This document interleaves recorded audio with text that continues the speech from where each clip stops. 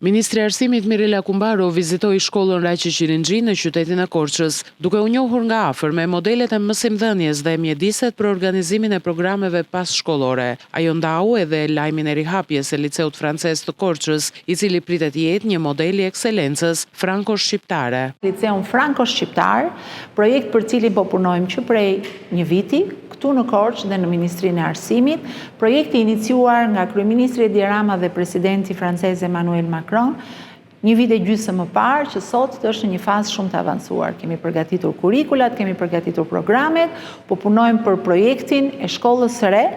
në të cilën do të kemi kënaqësinë jo vetëm në Korçë, po ta kemi një projekt kombëtar të ekselencës për një gjimnaz franko-shqiptar me diplomë të dyfisht dhe maturën shtetërore dhe maturën franceze, të njohur nga Ministria e Arsimit Francë dhe këtu në Shqipëri,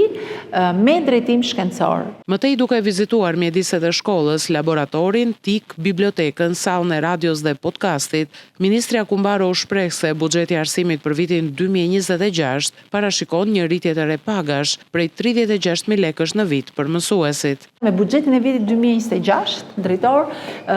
qeveria ka parashikuar një rritje rrogash për gjithë mësuesit prej 30.000 lekësh të vjetra në muaj, që vazhdon në zinxhirin e rritjeve të rrogave që i kemi bërë arsimit në këto vite, sepse ju konsiderojmë pjesën më të rëndësishme të shoqërisë. Në fund të fjalës së saj, Kumbaro u shpreh se investimet në shkollën Raqi Qirinxhi, por edhe në arsim, do të vazhdojnë edhe përgjatë vitit 2026, ku parashikohet mbyllja e 42 kantiereve të shkollave të reja apo atyre të rindërtuara në të gjithë vendin.